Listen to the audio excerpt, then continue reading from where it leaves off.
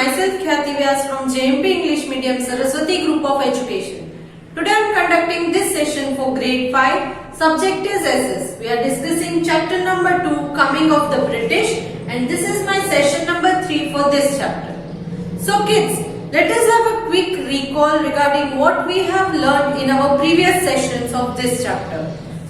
Okay, so now as the name suggests, coming of the British मतलब Britishers हमारे देश पर राज करते थे, तो वो स्टार्ट कैसे हुआ, कहां से ये लोग इंडिया में एंटर हुए, क्यों एंटर हुए, तो इसके बारे में हमने सबसे पहले इंट्रोडक्शन में पढ़ा।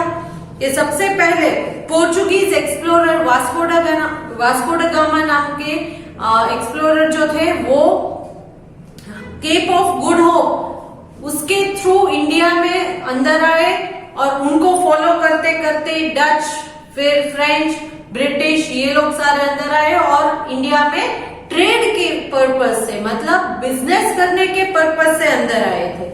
फिर धीरे धीरे ब्रिटिशर्स ने ये सोचा कि हम लोग यहाँ पर बिजनेस नहीं बट अपना राज चलाते हैं, इस कंट्री पर अपना हुकूमत चलाएंगे, तो इसीलिए उन्होंने बहुत मेहनत की। सबसे पहले उन्होंने फ्रेंच को हरा दिया और फिर धीरे धीरे इंडिया के रूलर्स को भी वो फाइट देने लगे। इंडिया के रूलर्स में सबसे पहले बैटल ऑफ प्लासी लड़ी गई, जिसमें ब्रिटिशर्स के अगेंस्ट थे सिराजुद्दौला जो थे वो बंगाल के रूलर थे और सबसे पहले उनके साथ लड़ी गई। फिर बैटल ऑफ बक्सार लड़ी गई, जिसमें उनके अगेंस्ट थे Nawab of Bengal, Nawab of Awadh and Mughal emperor. ये तीन एक साइड पर थे, एक साइड ब्रिटिशर्स, और वहां पर भी ब्रिटिशर्स की ही जीत हुई। फिर हमने इसमें पढ़ा सब्सिडियरी अलायंस और डॉक्ट्रिन ऑफ लैप्स, ऐसी पॉलिसीज ब्रिटिशर्स बनाते थे। सब्सिडियरी अलायंस जो थे वो लॉर्ड रिचर्ड वेल्सली ने बनाई थी और डॉक्ट्रिन ऑफ लैप्स ये लॉर्ड डालहौसी ने इस पॉलिसी को इंट्रोड्यूस किया था। तो ऐसी पॉलिसीज बनाने लगे कि जिससे इंडियंस जो है वो परेशान होने लगे। फिर नेक्स्ट है द रिवोल्ट ऑफ 1857, जिसके बारे में हमने डिस्कस किया था कि एनफील्ड राइफल उसकी जो कार्ट्रिज थी वो काऊ के या पिग के इससे स्किन से बनाई हुई थी। और उस कार्ट्रिज को चलाना है तो उसको मुंह से बाइट करके फिर लोड करना पड़ता था। तो इसके अगेंस्ट इंडियंस ने पहले रिवोल्ट किया और इस तरह से धीरे धीरे इंडियंस जो है वो अब ब्रिटिशर्स का विरोध करने लगे। Then we also discuss regarding the Indian National Congress INC, इसके बारे में भी हमने डिस्कस कर लिया कि पहले शांति से पिटिशंस इन्होंने फाइल की थी कि भाई हमारी इतनी मांगे हैं, मगर ब्रिटिशर्स ने उन पिटिशंस को कोई ध्यान नहीं दिया। In today's session we will learn regarding the partition of Bengal and the swadeshi movement. आज के सेशन में पार्टीशन ऑफ बंगाल से स्टार्ट करते हैं। In 1905, the province of Bengal was divided into two. मतलब province of Bengal मतलब पूरा का पूरा जो बंगाल का स्टेट था तब का, उसको दो अलग अलग पार्ट्स में डिवाइड कर दिया था ब्रिटिशर्स ने। Lord Curzon, who was the viceroy of India from 1899 to 1905, followed the policy of divide and rule. Lord Curzon जो थे वो वॉइसरॉय थे तब इंडिया के, और उनकी ये पॉलिसी थी कि divide and rule. Divide and rule का इजी मतलब ये है हिंदी में कि दो लोग अगर फ्रेंड्स हैं तो उन दोनों को पहले अलग कर दो, उन दोनों में झगड़ा करा दो और फिर खुद का रूल चलाओ उन पर। करेक्ट, इसको बोलते हैं डिवाइड एंड रूल, क्योंकि अगर वो दो फ्रेंड्स एक साथ हैं तो वो मजबूत होंगे, मगर पहले उन दोनों के बीच लड़ाई करवा के उनको अलग कर दो, फिर अपना राज चलाओ, तो इसको बोलते हैं डिवाइड एंड रूल। तो इन लोगों ने भी, लॉर्ड कर्जन ने भी डिवाइड एंड रूल की पॉलिसी यूज की थी। And partition Bengal into 2 parts, divide and rule policy की और तब बंगाल के 2 अलग पार्ट्स कर दिए between Hindu dominated and Muslim dominated areas. और ये 2 पार्ट कैसे थे? एक पार्ट में हिंदूज थे, एक पार्ट में मुस्लिम्स थे। तो पहले जो हिंदू मुस्लिम भाई भाई करके रहते थे एक साथ, अब इन लोगों ने क्या किया, ब्रिटिशर्स ने हिंदू को एक एरिया में, मुस्लिम्स को एक एरिया में, 2 पार्टीशन में डिवाइड कर दिया।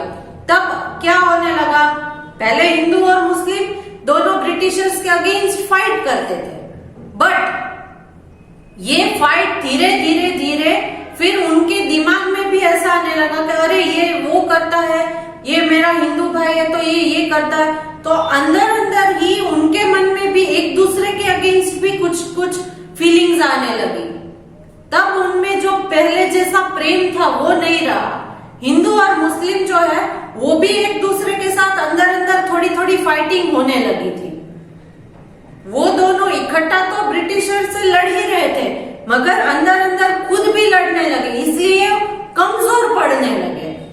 हिंदू मुस्लिम दोनों कमजोर पड़ने लगे क्योंकि वो अंदर अंदर भी फाइट करते थे। अगर वो एक साथ यूनिटी से फाइट करते ब्रिटिशर से तो वो शायद जीत जाते, मगर ब्रिटिशर्स की ये पॉलिसी बहुत ही खतरनाक थी, डिवाइड एंड रूल की। So Hindu dominated and Muslim dominated areas, ये 2 एरियाज में पूरे बंगाल को इन्होंने 2 पार्ट्स में डिवाइड कर दिया।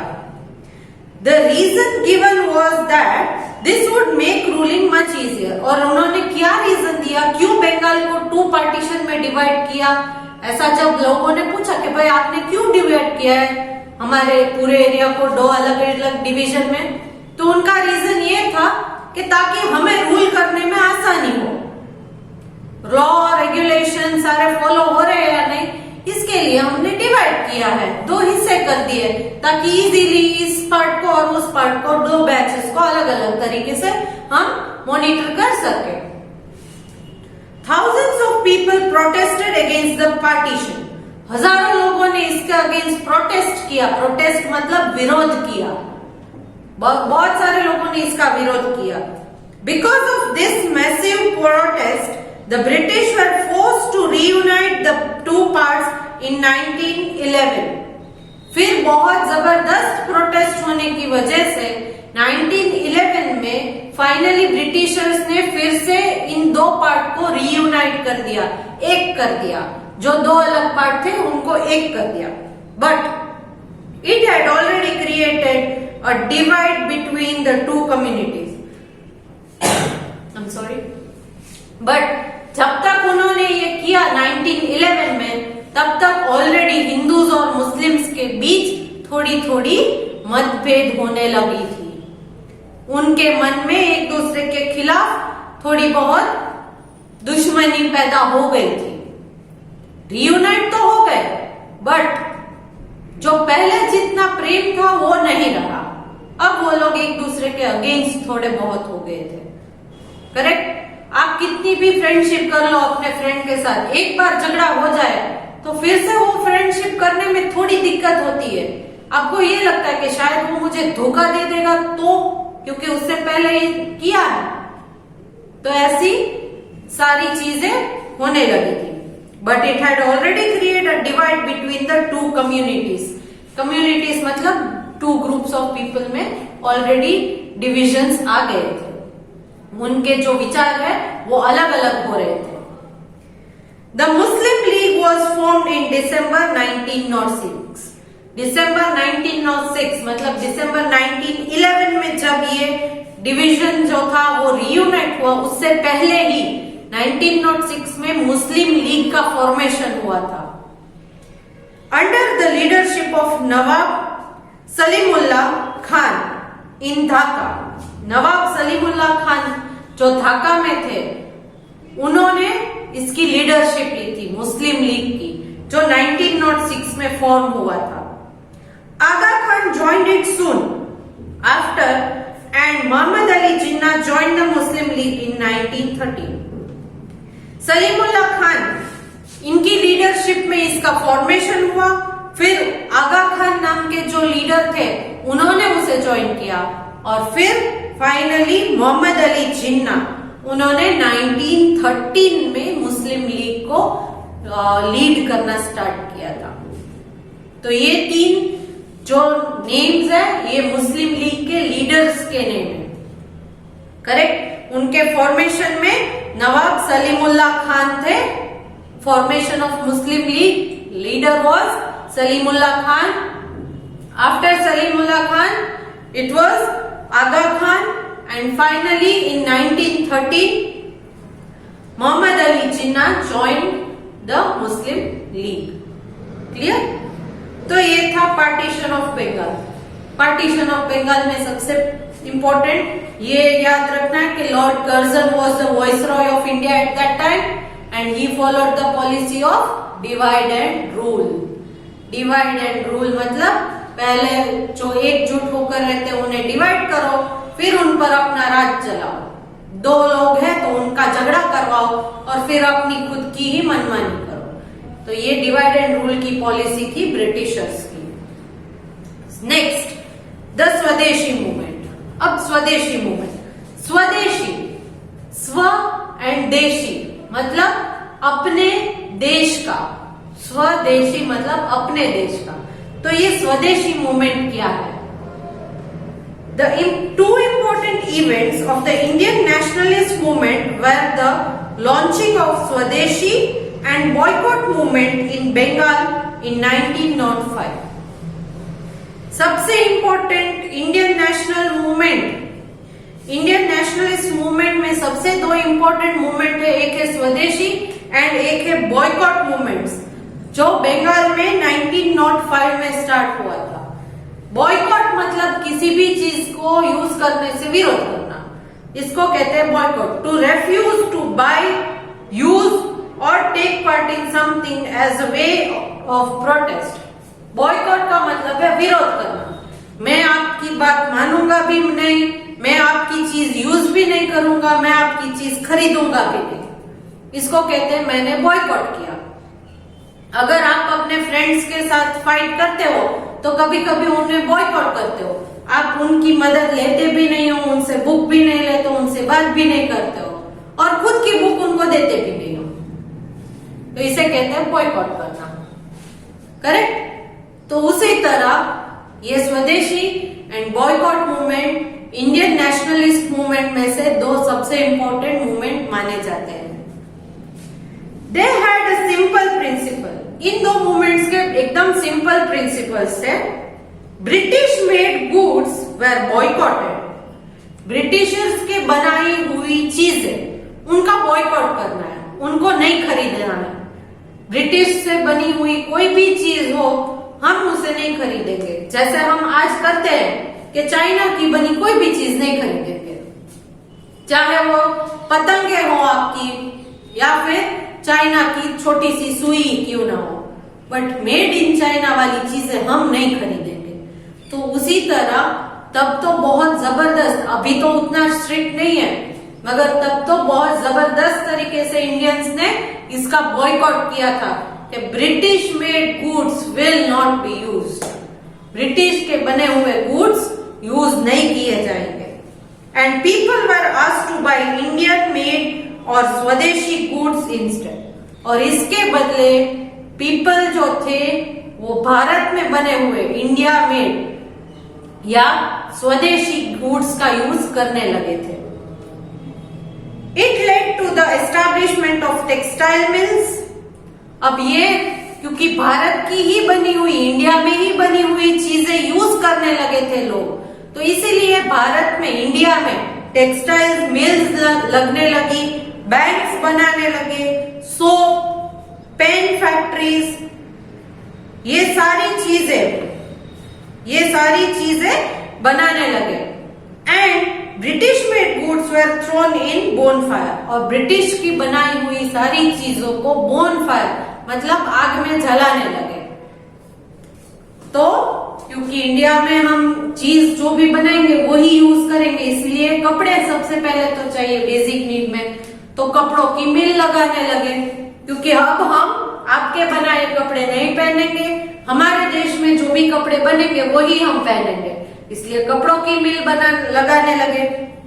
बैंक्स, अब हम आपकी बैंक में क्यों अपने पैसे जमा करें, हम अपनी ही बैंक बना लेते हैं, तो बैंक्स खोलने लगे, सोप बनाने लगे, पेन फैक्ट्रीज, ऐसे बहुत सारी अपनी स्वदेशी चीजों को बनाने के लिए इंडियंस ने स्टार्ट कर दिया। और ब्रिटिशर्स की गुड्स जो थे उनको बोन फायर मतलब आग में जलाने लगे कि भाई आपके गुड्स ही नहीं चाहिए, आपके गुड्स हम यूज नहीं करेंगे। Students and women join the movement in large numbers. Students and women's, क्योंकि जो लोग पढ़ाई करते हैं उनको समझ में आता है कि ये लोग हमारे लिए अच्छा कर रहे हैं या खराब कर रहे हैं, बुरा कर रहे हैं, इसमें हमारा फायदा है या नुकसान है। तो इसीलिए स्टूडेंट्स थे और विमेन जो थी वो इसका एकदम फॉलो करने लगे कि स्वदेशी ही यूज करेंगे, ब्रिटिश गुड्स नहीं यूज करेंगे। School were established where the traditional education system was followed. Schools खोलने लगे जिसमें इंडियन ट्रेडिशंस के मुताबिक पढ़ाई कराने लगे। जो ब्रिटिशर्स पढ़ाते थे उस टाइप की एजुकेशन नहीं, बट हमारी ट्रेडिशनल वे ऑफ एजुकेशन को फॉलो करने लगे। The movement spread to other parts of India.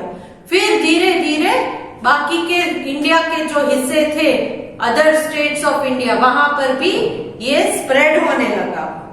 Crowd were attacked by the British authorities, hit with lathis and bullets and put into jail, but it did not deter them.